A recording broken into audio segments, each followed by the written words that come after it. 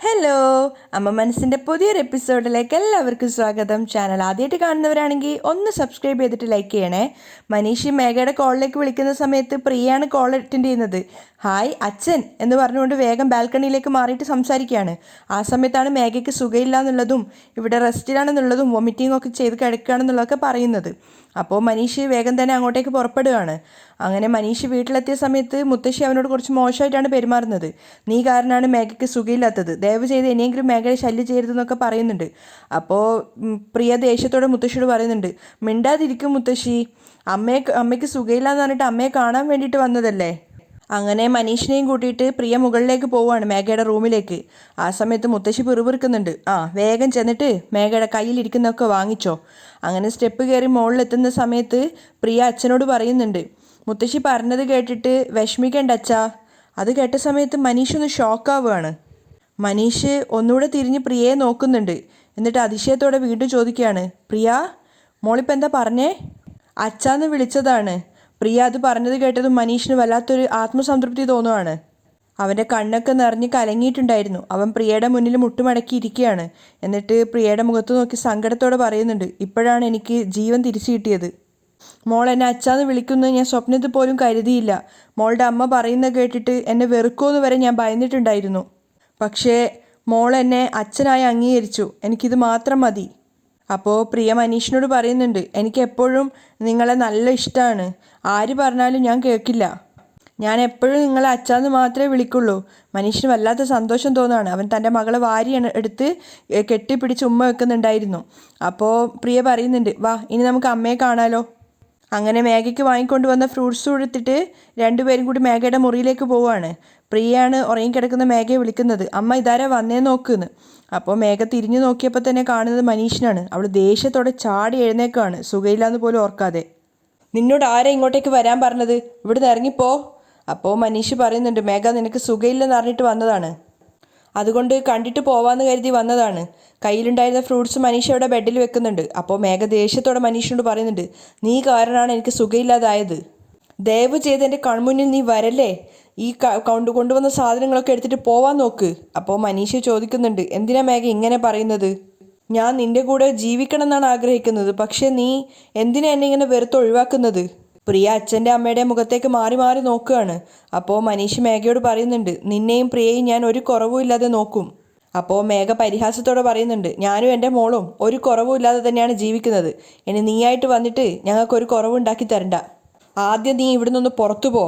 അപ്പോൾ മനീഷ് പറയുന്നുണ്ട്, എന്തിനാ സുഖമില്ലാതിരിക്കുമ്പോൾ നീ ഇങ്ങനെ ടെൻഷനാവുന്നത്? ശരി വാ, ഹോസ്പിറ്റലിൽ പോവാം. അപ്പോൾ മേഘ ദേഷ്യത്തോടെ പറയുന്നുണ്ട്, എൻ്റെ ശരീരം നോക്കാൻ എനിക്കറിയാം, നീ ഇവിടുന്ന് ഇറങ്ങി പോവാൻ നോക്ക്. പ്രിയ അച്ഛനെ അമ്മയെ മാറി മാറി നോക്കുകയാണ്. അപ്പോൾ മനീഷ് പറയുന്നുണ്ട്, മേഘ. അപ്പോഴേക്കും ദേഷ്യത്തോടെ മേഘ മുത്തശ്ശിയെ വിളിക്കുകയാണ്, മുത്തശ്ശി മുത്തശ്ശി. അപ്പോഴേക്കും അവർ മുകളിലേക്ക് കയറിയിട്ട് മേഘയുടെ മുറിയിലേക്ക് വന്നിട്ടുണ്ടായിരുന്നു. എന്താ മേഘ? അപ്പോൾ മേഘ നല്ല ഡിസ്റ്റർബ്ഡ് ആയിട്ടാണ് ഉള്ളത്. അവൾ പറയുന്നുണ്ട്, എന്തിനാ മുത്തശ്ശി ഇവരെയൊക്കെ ഉള്ളിലേക്ക് കയറ്റി വിടുന്നത്? ഇവനോടൊന്ന് പുറത്തിറങ്ങി പോവാൻ പറ. അപ്പോൾ മുത്തശ്ശി മനീഷിനോട് പറയുന്നുണ്ട്, മോനെ ഞാൻ നിന്നോട് പറഞ്ഞതല്ലേ മേഘയ്ക്ക് ഇതൊന്നും ഇഷ്ടാവില്ല എന്ന്. നീ ആദ്യം ഇതൊക്കെ എടുത്തിട്ടൊന്ന് പുറത്തേക്ക് പോ. അപ്പോൾ മനീഷ് ബഹുമാനത്തോടെ തന്നെ പറയാണ്, നിങ്ങൾ വയസ്സിന് ഒരുപാട് മൂത്ത ഒരാളാണ്. മേഘയ്ക്ക് ബുദ്ധി ഉപദേശിച്ചു കൊടുത്ത് എൻ്റെ കൂടെ ചേർത്ത് വെക്കാൻ ശ്രമിക്കുന്നതിന് പകരം അവൾ പറയുന്നത് കേട്ടിട്ട് നിങ്ങളും എന്നെ അവോയ്ഡ് ചെയ്യാണോ? അവളോ ഒന്നും മനസ്സിലാവാതെയാണ് സംസാരിക്കുന്നത്. പക്ഷെ നിങ്ങൾ വലിയൊരു വ്യക്തിയല്ലേ, അവൾക്ക് പറഞ്ഞ് മനസ്സിലാക്കി കൊടുത്തൂടെ നിങ്ങൾക്ക്? അപ്പോൾ മേഘ മനീഷിനോട് പറയുന്നുണ്ട്, ഇങ്ങോട്ട് നോക്ക് മനീഷ്, നിൻ്റെ കൂടെ ജീവിക്കാൻ ആഗ്രഹമില്ലാന്ന് ഞാൻ പലതവണ പറഞ്ഞു കഴിഞ്ഞു. വീണ്ടും വീണ്ടും എന്നെ ഇങ്ങനെ ടോർച്ചർ ചെയ്തുകൊണ്ടേ ഇരുന്നാൽ എനിക്ക് പോലീസിൽ കംപ്ലൈൻറ്റ് കൊടുക്കേണ്ടി വരും. മുത്തശ്ശി വേഗം പോലീസിനെ കോൾ ചെയ്യാൻ നോക്ക്.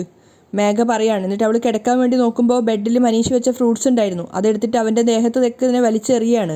എന്നിട്ട് പറയുന്നുണ്ട്, ഇനി ഇങ്ങനെയുള്ള സാധനങ്ങളുമായിട്ട് ഇങ്ങോട്ടേക്ക് വരാമെന്ന് വിചാരിക്കേണ്ട, ഇതൊക്കെ പെറുക്കി എടുത്തിട്ട് പോവാൻ നോക്ക്. അപ്പോൾ മനീഷ് സങ്കടത്തോടെ നിൽക്കുകയാണ്. അതേ അവസ്ഥയിൽ തന്നെയാണ് പ്രിയയും ഉണ്ടായിരുന്നത്. കാരണം അവളുടെ അച്ഛനോട് അങ്ങനെ മോശമായിട്ട് പെരുമാറുന്ന അവൾക്ക് സഹിക്കാനാവുന്നുണ്ടായിരുന്നില്ല. അപ്പം മുത്തശ്ശിയും പറയുന്നുണ്ട്, മേഘ പറഞ്ഞത് കേട്ടില്ലേ, ഇതൊക്കെ പെറുക്കി എടുത്തിട്ട് പോവാൻ നോക്ക്. മനീഷ് സങ്കടത്തോടെ നിലത്തേക്ക് കുഞ്ഞിട്ട് കൊണ്ടുവന്ന ആ ഫ്രൂട്ട്സൊക്കെ പെറുക്കിയെടുക്കുകയാണ്. അപ്പോൾ അവൻ്റെ ആ ഒരു സങ്കടം കാണുന്ന സമയത്ത് പ്രിയയും അയാൾക്കൊപ്പം കൂടിയിട്ട് ആ ഫ്രൂട്ട്സൊക്കെ പെറുക്കിയെടുക്കാൻ സഹായിക്കുന്നുണ്ടായിരുന്നു. സങ്കടത്തോടു കൂടി അതൊക്കെ പെറുക്കിയെടുത്തിട്ട് മനീഷ് അവിടുന്ന് പോകുമ്പോൾ തിരിഞ്ഞ് പ്രിയയാണ് നോക്കുന്നത്. പ്രിയയും സങ്കടത്തോടെ അച്ഛനെ നോക്കുന്നുണ്ടായിരുന്നു. പിന്നീട് കൂടുതലായിട്ടൊന്നും പറയാതെ മനീഷ ഇറങ്ങി താഴേക്ക് പോയിട്ട് അവൻ്റെ കാർ എടുത്തിട്ട് അവൻ പോവുകയാണ്. ആ സമയത്ത് പ്രിയ മേഘയോട് പറയുന്നുണ്ട്, അമ്മ എന്തിനാ അമ്മ അച്ഛനോട് ഇങ്ങനെ ദേഷ്യത്തോടെ സംസാരിക്കുന്നേ? പാവല്ലേ അമ്മ അച്ഛൻ. അപ്പോൾ മുത്തശ്ശി മേഘയോട് പറയാണ്, കേട്ടില്ലേ മേഘ, നിനക്ക് അവനെ വേണ്ടാന്ന് നീ ആവർത്തിച്ച് പറയുന്നു, പക്ഷേ ഇവളാണെങ്കിൽ അവനെ അച്ഛാന്നാണ് വിളിക്കുന്നത് പോലും. മേഘയും ദേഷ്യത്തോടെയാണ് പ്രിയ അച്ഛാന്ന് വിളിക്കുന്നത് കേട്ട് നിൽക്കുന്നത്. മാത്രമല്ല അവൾ വയ്യാത്ത അവസ്ഥയിലും കുഞ്ഞിനോട് ചോദിക്കുന്നുണ്ട്, പ്രിയ എനിക്ക് സുഖമില്ല എന്നുള്ള കാര്യം മനീഷ് എങ്ങനെയാണ് മനസ്സിലാക്കിയത്? അപ്പോൾ പ്രിയ പറയുന്നുണ്ട്, ഞാനാണ് പറഞ്ഞത് അമ്മ, ഫോണ് വിളിച്ചിട്ടുണ്ടായിരുന്നു, അപ്പോഴാണ് ഞാൻ പറഞ്ഞത്. അത് കേട്ടതും മേഘ ദേഷ്യത്തോട് ചോദിക്കുന്നുണ്ട്, എന്ത് നീയാ പറഞ്ഞതെന്നോ? അതെ അമ്മ, ഞാനാ പറഞ്ഞത്. അച്ഛനോട് വന്നിട്ട് അമ്മയെ കാണാനും ഞാനാ പറഞ്ഞത്. ഒരു നിമിഷം പോലും വൈകാതെ മേഘയുടെ കൈ ആ കുഞ്ഞിൻ്റെ കവിളിൽ പതിക്കുകയാണ്. പ്രിയ കരഞ്ഞുകൊണ്ടിരിക്കുന്ന സമയത്ത് മേഘ പറയുന്നുണ്ട്, ഇനി മേലാൽ ഇതുപോലുള്ള അധിക പ്രസംഗം കാണിച്ചാൽ കൊന്നു കളയാം നിന്നെ. ഇനി ഒരു പ്രാവശ്യം കൂടി എൻ്റെ മുന്നിൽ വെച്ചിട്ട് അവനെ അച്ഛാന്ന് വിളിക്കുന്നത് ഞാൻ കേട്ടാ ഞാൻ പ്രസവിച്ച കുഞ്ഞാന്ന് പോലും ഞാൻ നോക്കില്ല. മേഘ പ്രിയയെ തല്ലുന്നത് കണ്ടിട്ട് മുത്തശ്ശി തടയാൻ പോലും നിൽക്കുന്നുണ്ടായിരുന്നില്ല. പ്രിയ കരഞ്ഞുകൊണ്ട് മുറിയിൽ നിന്ന് ഇറങ്ങി പോവുകയാണ്. മേഘ വല്ലാതെ ഡിസ്റ്റർബ്ഡ് ആയിട്ടാണ് ഉണ്ടായിരുന്നത്. പ്രിയ മുറിയിൽ നിന്ന് പോയ സമയത്ത് മുത്തശ്ശി മേഘയോട് പറയുന്നുണ്ട്, ഈ പ്രായത്തിൽ ഇവൾ എത്രത്തോളം ബുദ്ധിമതിയാണെന്ന് നീ കണ്ടോ? മുത്തശ്ശി, ഇനി ഒരു പ്രാവശ്യം കൂടി മനീഷ് ഈ വീട്ടിലേക്ക് കാലെടുത്ത് വെക്കാൻ പാടില്ല. മേഘയ്ക്ക് വല്ലാതെ ദേഷ്യം വരുന്നുണ്ടായിരുന്നു. അങ്ങനെ കയറി വന്നാൽ അപ്പം തന്നെ പോലീസിന് കോൾ ചെയ്ത് അവനെ ഈ വീട്ടിൽ നിന്നും പറഞ്ഞയക്കണം. മുത്തശ്ശി അത് അംഗീകരിക്കുന്നുണ്ടായിരുന്നു. പ്രിയ നേരെ താഴെ ഹാളിൽ പോയിട്ട് അവിടെ നിലത്തിരുന്ന് കരയാണ്. അപ്പോഴാണ് മുത്തശ്ശൻ അങ്ങോട്ടേക്ക് വരുന്നത്. മുത്തശ്ശൻ നോക്കുമ്പോൾ കുഞ്ഞിരുന്ന് കരയാണ്. കുഞ്ഞിൻ്റെ അടുത്ത് പോയി ഇരുന്നിട്ട് അദ്ദേഹം സ്നേഹത്തോട് ചോദിക്കുന്നുണ്ട്, എന്തിനാ മോള് കരയുന്നത്? അമ്മ എന്നെ അടിച്ചു മുത്തശ്ശ, എന്തിനാ മോളെ അടിച്ചത്? അപ്പോഴാണ് പ്രിയ സംഭവിച്ച കാര്യങ്ങളൊക്കെ മുത്തശ്ശനോട് പറഞ്ഞു കൊടുക്കുന്നത്. മേഘയ്ക്ക് സുഖമില്ലാതായതും അത് മനീഷ് വിളിച്ചപ്പോൾ മനീഷിനോട് പറഞ്ഞിട്ട് മനീഷ് കാണാൻ വേണ്ടി വന്നതും ആ സമയത്ത് അയാളോട് വളരെ മോശമായിട്ടാണ് മേഘ പെരുമാറിയതും ഫ്രൂട്ട്സൊക്കെ വലിച്ചെറിഞ്ഞതും അതിനുശേഷം മനീഷ് എങ്ങനെയാണ് സുഖമില്ലാത്തത് അറിഞ്ഞെന്ന് ചോദിച്ചപ്പോൾ താൻ വിളിച്ച് പറഞ്ഞിട്ടാണെന്നൊക്കെ പറഞ്ഞ സമയത്താണ് മേഘ അവളെ അടിച്ചിട്ടുണ്ടായിരുന്നത്. അങ്ങനെ സംഭവിച്ച കാര്യങ്ങളൊക്കെ മുത്തശ്ശനോട് പറയുകയാണ്. അതൊക്കെ കേട്ടിട്ട് അദ്ദേഹത്തിനും ദേഷ്യം വന്നിട്ടുണ്ടായിരുന്നു. അദ്ദേഹം കുഞ്ഞിനോട് പറയുന്നുണ്ട്, വാ എന്ന് പറഞ്ഞ് മേഘയുടെ മുറിയിലേക്ക് കൂട്ടിക്കൊണ്ട് പോവുകയാണ്. മേഘ ആണെങ്കിൽ വയ്യാത്തത് കൊണ്ട് അവിടെ ഇരിക്കുന്നുണ്ടായിരുന്നു. കൂടെ തന്നെ മുത്തശ്ശിയുണ്ട്. മേഘയുടെ അടുത്തെത്തിയപ്പോൾ അദ്ദേഹം ദേഷ്യത്തോടെയാണ് സംസാരിക്കുന്നത്. മേഘ, ചെറിയ കുട്ടിയാണെന്ന് പോലും നോക്കാതെ ഈ കുഞ്ഞിനെ നീ തല്ലിയല്ലേ? നിന്റെ ബുദ്ധിയൊക്കെ പോയോ? ഒരു കുഞ്ഞിനോട് എങ്ങനെയാണ് പെരുമാറേണ്ടതെന്ന് പോലും നിനക്കറിയില്ലേ? അപ്പോൾ മേഘ അദ്ദേഹത്തിൻ്റെ മുഖത്ത് നോക്കാതെ പറയുന്നുണ്ട്, എൻ്റെ കുഞ്ഞിൻ്റെ അടുത്ത് എങ്ങനെ പെരുമാറണമെന്ന് എനിക്കറിയാം.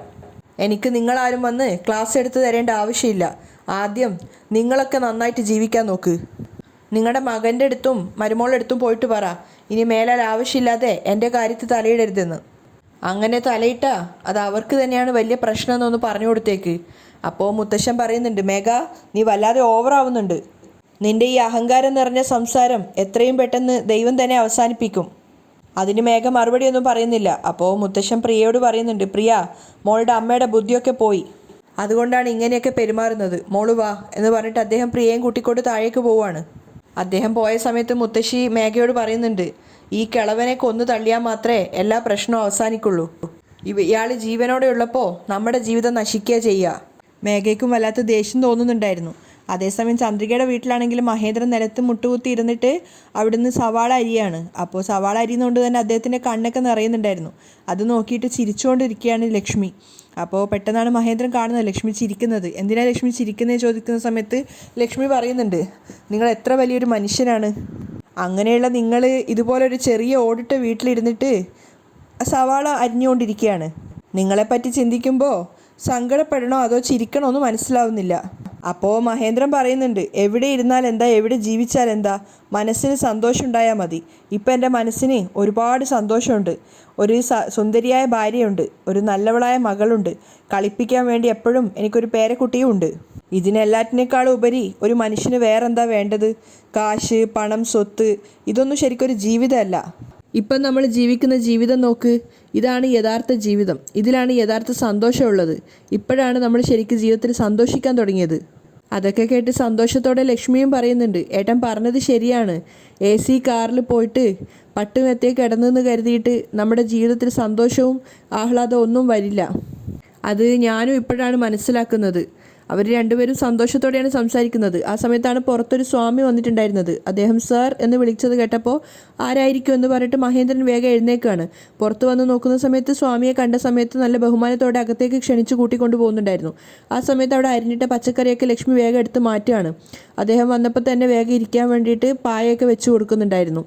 അവിടെ ഇരുന്ന സമയത്ത് എന്താ കഴിക്കാൻ വേണ്ടതെന്ന് ചോദിക്കുമ്പോൾ കഴിക്കാനൊന്നും വേണ്ട, എനിക്ക് കുടിക്കാൻ കുറച്ച് വെള്ളം മതി എന്ന് പറഞ്ഞപ്പോൾ ലക്ഷ്മി വേഗം കുറച്ച് വെള്ളം എടുത്ത് കൊടുക്കുകയാണ്. അപ്പോൾ ചന്ദ്രികയുടെയും സിദ്ധാർത്ഥിൻ്റെയും ജാതകം നോക്കാൻ വേണ്ടിയിട്ടാണ് അദ്ദേഹം വന്നിട്ടുണ്ടായിരുന്നത്. ആ സമയത്ത് അദ്ദേഹം മഹേന്ദ്രനോട് പറയുന്നുണ്ട്, എങ്ങനെ ജീവിച്ചവരാ നിങ്ങൾ, ഇപ്പോൾ ഇങ്ങനെ ഒരു വീട്ടിൽ താമസിക്കേണ്ടി വന്നില്ലേന്ന്. അപ്പോൾ മഹേന്ദ്രൻ പറയാണ്, പക്ഷേ ഇപ്പം ഞങ്ങൾ ഒരുപാട് സന്തോഷത്തിലാണ് സ്വാമി. അപ്പോൾ സ്വാമിയും പറയുന്നുണ്ട്, നിങ്ങളുടെ നല്ല മനസ്സിന് നിങ്ങൾ എപ്പോഴും നന്നായിട്ട് തന്നെയാണ് സാർ ഉണ്ടാവുക.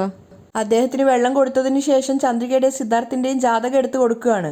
അപ്പോൾ അവരുടെ രണ്ടുപേരുടെയും ജാതകം പരിശോധിച്ചിട്ട് അദ്ദേഹം വേറൊരു പേപ്പറിൽ എന്തൊക്കെ എഴുതുന്നുണ്ടായിരുന്നു. മാത്രമല്ല അദ്ദേഹത്തിൻ്റെ മുഖമൊക്കെ മാറിയിട്ടുണ്ടായിരുന്നു. അപ്പോൾ അത് മനസ്സിലാക്കിയിട്ടെന്നോണം മഹേന്ദ്രൻ ചോദിക്കുന്നുണ്ട്, സ്വാമി നിങ്ങളുടെ മുഖമൊക്കെ വല്ലാതെ മാറുന്നുണ്ടല്ലോ, ജാതകത്തിൽ എന്തെങ്കിലും കുഴപ്പമുണ്ടോ? ആ ഞാൻ പറയാം, ചന്ദ്രികയുടെ മകളുടെ ജാതകം ഉണ്ടെങ്കിൽ ഒന്ന് തരാമോ? അപ്പോൾ വേഗം മലറിൻ്റെ ജാതകം എടുത്തു കൊടുക്കുകയാണ് ലക്ഷ്മി. അങ്ങനെ അതും കൂടെ ചേർത്ത് വായിച്ചതിന് ശേഷം അദ്ദേഹത്തിൻ്റെ മുഖം കുറച്ചുകൂടെ മോശമാവുകയാണ്. അപ്പോൾ മഹേന്ദ്രൻ ചോദിക്കുന്നുണ്ട്, എന്താ സ്വാമി, ചന്ദ്രികയ്ക്കും സിദ്ധുവിനും നല്ല ജാതകമല്ലേ, പൊരുത്തമില്ലേ? പൊരുത്തമൊക്കെ ഉണ്ട്, പക്ഷേ അപ്പോൾ മഹേന്ദ്രൻ പറയുന്നുണ്ട്, എന്തായാലും നിങ്ങൾ പറഞ്ഞോളൂ. അപ്പോൾ അദ്ദേഹവും പറയുന്നുണ്ട്, എങ്ങനെയാണ് പറയേണ്ടതെന്ന് എനിക്കറിയില്ല, അതുകൊണ്ടാണ് ഞാനിങ്ങനെ ആലോചിക്കുന്നത്. കുഴപ്പമില്ല, സ്വാമി പറഞ്ഞോളൂ. അപ്പോഴാണ് സ്വാമി പറയുന്നത്, സിദ്ധാർത്ഥിനും ചന്ദ്രികയ്ക്കും കല്യാണം നടന്ന ചന്ദ്രികയുടെ കുഞ്ഞിൻ്റെ ജീവന് അത് ആപത്താണ്. അത് കേട്ടതും മഹേന്ദ്രനും ലക്ഷ്മി ആകെ ഷോക്കായിട്ട് നിൽക്കുന്നുണ്ട്. അപ്പോൾ സ്വാമിയോട് ചോദിക്കുന്നുണ്ട്, സ്വാമി എന്തൊക്കെയാണ് ഈ പറയുന്നത്? ഈ രണ്ട് ജാതകക്കാർ ചേരുകയാണെങ്കിൽ ചന്ദ്രികയുടെ കുഞ്ഞിന് പിന്നീട് ആയുസ് ഉണ്ടാവില്ല എന്നാണ് ഈ ജാതകത്തിൽ പറയുന്നത്. അപ്പോൾ മഹേന്ദ്രൻ തിരിച്ചു ചോദിക്കുന്നുണ്ട്, സ്വാമി ഇതിനൊരു പരിഹാരവും ഇല്ലേ? അപ്പോൾ അദ്ദേഹവും പറയാണ്, എനിക്കറിയുന്നിടത്തോളം ഇതിനൊരു പരിഹാരവും ഇല്ല. നിങ്ങൾ ഈ രണ്ട് ജാതകക്കാരെ തമ്മിൽ കല്യാണം കഴിപ്പിക്കാത്തതാണ് നല്ലത്. നിങ്ങൾ ഈ ജാതകം ഏത് ജ്യോത്സ്യരുടെ കൊടുത്താലും അവരിത് തന്നെയേ പറയുള്ളൂ. അദ്ദേഹം തീർത്ത് പറയുകയാണ്. അത് കേട്ട് ലക്ഷ്മിയുടെ കണ്ണൊക്കെ നിറഞ്ഞിട്ടുണ്ടായിരുന്നു. മഹേന്ദ്രനും ആകെ വല്ലാതായിട്ടാണുള്ളത്. അങ്ങനെ ജ്യോത്സ്യർ ആ രണ്ട് ജാതകങ്ങളും തിരിച്ചു കൊടുക്കുന്നുണ്ട്. അതിനുശേഷം അദ്ദേഹം പോകാൻ വേണ്ടി എഴുന്നേറ്റപ്പോൾ മഹേന്ദ്രൻ വേഗം പണം എടുത്ത് കൊടുക്കുകയാണ്. അപ്പോൾ അദ്ദേഹം അത് വാങ്ങിക്കുന്നില്ല. അദ്ദേഹം പറയുന്നുണ്ട്, ഞാനൊരു സന്തോഷകരമായ കാര്യമാണ് പറഞ്ഞിരുന്നെങ്കിൽ ഞാനിത് വാങ്ങിക്കുമായിരുന്നു, പക്ഷേ എനിക്കിത് വേണ്ട, പോയിട്ട് വരാമെന്ന് പറഞ്ഞിട്ട് അദ്ദേഹം പോവുകയാണ്. എന്താ ഏട്ടാ ഇത്, ജ്യോത്സ്യർ ഇങ്ങനെയൊക്കെ പറഞ്ഞിട്ട് പോകുന്നത്? എനിക്കെന്താ പറയേണ്ടതെന്ന് അറിയില്ല ലക്ഷ്മി, നീ വിഷമിക്കേണ്ട. അപ്പോൾ ലക്ഷ്മി സങ്കടത്തോട് പറയാണ്, ദൈവം എന്തിനാ നമ്മളോട് ഇങ്ങനെ ക്രൂരായിട്ട് പെരുമാറുന്നത്? നീ വിഷമിക്കേണ്ട, നമുക്ക് മറ്റൊരു ജ്യോത്സ്യരെ പോയി കണ്ടു നോക്കാം. മഹേന്ദ്രൻ അവരെ സമാധാനിപ്പിക്കുകയാണ്. അവർ രണ്ടുപേരും ശരിക്കും ആകെ തകർന്നു പോയിട്ടുണ്ടായിരുന്നു. അങ്ങനെ ഒരു വാർത്ത അവരൊരിക്കലും പ്രതീക്ഷിച്ചിട്ടുണ്ടായിരുന്നില്ല. അങ്ങനെ സ്വാമി നേരെ പോയിട്ട് ഒരു ബസ് സ്റ്റോപ്പിൽ നിൽക്കുമ്പോഴേക്കും അങ്ങോട്ടേക്ക് മേഘ വന്നിട്ടുണ്ടായിരുന്നു. മേഘയെ കണ്ടതും അദ്ദേഹം വാ എന്നൊക്കെ പറഞ്ഞ് ക്ഷണിക്കുന്നുണ്ട്. അപ്പോൾ മേഘ ചോദിക്കുന്നുണ്ട്, ഞാൻ പറഞ്ഞതുപോലെയൊക്കെ പറഞ്ഞോ?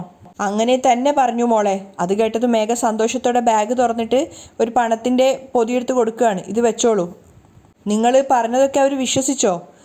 നിങ്ങൾ ഏത് ജ്യോത്സ്യരെടുത്ത് പോയാലും ഇത് തന്നെയേ പറയുള്ളൂ എന്ന് ആവർത്തിച്ച് പറഞ്ഞിട്ടാണ് വന്നത്. അപ്പോൾ മേഘ പറയുന്നുണ്ട്, ഇനി അവർ വേറെ ഏതെങ്കിലും ജ്യോത്സ്യരെടുത്ത് പോവോ? അങ്ങനെ പോയാലും ഇത് മാത്രമേ പറയുള്ളൂ. അപ്പോൾ നിങ്ങൾ അവരെ എന്തായാലും ഫോളോ ചെയ്യണമെന്നൊക്കെ പറയുന്നുണ്ട്. ഇനി അടുത്തതായിട്ട് ഏത് ജ്യോത്സ്യരെടുത്തേക്കാണോ പോകുന്നത് അവരും ഇത് തന്നെയേ ആവർത്തിച്ച് പറയാൻ പാടുള്ളൂ എന്ന് മേഘ പറഞ്ഞതിന് ശേഷം വീണ്ടും ഒരു പണത്തിൻ്റെ പൊതിയെടുത്ത് കൊടുത്തിട്ട് പറയുന്നുണ്ട്, അടുത്ത ജ്യോത്സ്യരെടുത്ത് പോകുന്ന സമയത്ത് ഇത് അവർക്ക് കൊടുക്കണം, പണത്തിനെക്കുറിച്ച് നിങ്ങൾ ബുദ്ധിമുട്ടണ്ട എന്നൊക്കെ പറഞ്ഞിട്ട് അയാളെ പണം കൊടുത്തിട്ട് പ്രലോഭിപ്പിക്കുകയാണ്. അതേസമയം ചന്ദ്രികയും സിദ്ധുവും കാറിലാണ് ഉണ്ടായിരുന്നത്. അപ്പോൾ ചന്ദ്രിക സിദ്ധുവിനോട് പറയുന്നുണ്ട്, മനീഷ് വളരെ നല്ലൊരു വ്യക്തിയാണ്, പക്ഷെ എന്തിനാ മേഘ അയാൾ ഇത്രത്തോളം വെറുക്കുന്നതെന്ന് മനസ്സിലാവുന്നില്ല. അപ്പോൾ സിദ്ധു പറയുന്നുണ്ട്, മേഘയെ സംബന്ധിച്ചിടത്തോളം പണവും സ്വത്തുമൊക്കെയാണ് ഏറ്റവും വലുത് ചന്ദ്രിക. അവൾക്ക് സ്നേഹവും ലാളനയും അങ്ങനെയുള്ള ഒന്നും വേണമെന്നില്ല. അങ്ങനെയാണെങ്കിൽ 10-25 വർഷം സ്നേഹിച്ചു ലാളിച്ചു വളർത്തിയ അമ്മയും അച്ഛനെയും പറ്റിച്ചിട്ട് സ്വത്തുക്കളും കൊണ്ട് പോവില്ലായിരുന്നല്ലോ. അങ്ങനെയുള്ള അവൾ എങ്ങനെയാണ് മനീഷിനെ ഉൾക്കൊള്ളുക? അപ്പോൾ ചന്ദ്രിക പറയുന്നുണ്ട്, പക്ഷേ മനീഷ് മേഘയ്ക്കും പ്രിയയും അവന് ഒരുപാട് ഇഷ്ടമാണ്. ഇന്നലെ മേഘയ്ക്ക് സുഖമില്ലാന്ന് പറഞ്ഞിട്ട് മനീഷ് കാണാൻ വരെ വന്നിട്ടുണ്ടായിരുന്നു. പക്ഷേ മേഘ അയാളെ വഴക്ക് പറഞ്ഞു വിടുകയാണ് ചെയ്തത്. അപ്പോൾ സിദ്ധു പറയുന്നുണ്ട്, മേഘ അങ്ങനെയാണ് ചന്ദ്രിക, അവളെയൊന്നും ആർക്കും മാറ്റാൻ സാധിക്കില്ല. കാലം തന്നെ അവൾക്ക് യഥാർത്ഥ മറുപടി കൊടുക്കണം. അവരുടെ ആ സംസാരം നിർത്തുകയാണ്. ആ സമയത്ത് മേഘയുടെ അച്ഛനായിട്ടുള്ള ശരവണൻ അവിടെ റോട്ടിലുണ്ടായിരുന്നു. പെട്ടെന്ന് അതുവഴി പാസ് ചെയ്ത് പോകുമ്പോഴാണ് ചന്ദ്രിക ശ്രദ്ധിച്ചത്, എവിടെയോ കണ്ട് മറന്നൊരു മുഖാണല്ലോ. അങ്ങനെ സിദ്ധുവിനോട് വണ്ടി നിർത്താൻ പറഞ്ഞിട്ട് ഓർത്തെടുത്തിട്ട് ചന്ദ്രിക പറയുന്നുണ്ട്, മനീഷിൻ്റെ കയ്യിൽ നിന്ന് പണം തട്ടിയെടുത്തത് ഇയാളാണെന്ന്. അപ്പോൾ സിദ്ധുവും കാറ് നിർത്തിയിട്ട് നോക്കുകയാണ് ജസ്റ്റ്. അപ്പം ബാക്കിൽ അയാൾ ശരവണൻ അവിടെ നിന്നിട്ടുണ്ടായിരുന്നു, പക്ഷെ അയാൾ ഇവരെ കണ്ടിട്ടുണ്ടായിരുന്നില്ല. അവിടെയാണ് ഇന്നത്തെ എപ്പിസോഡ് വൈൻഡപ്പ് ചെയ്യുന്നത്.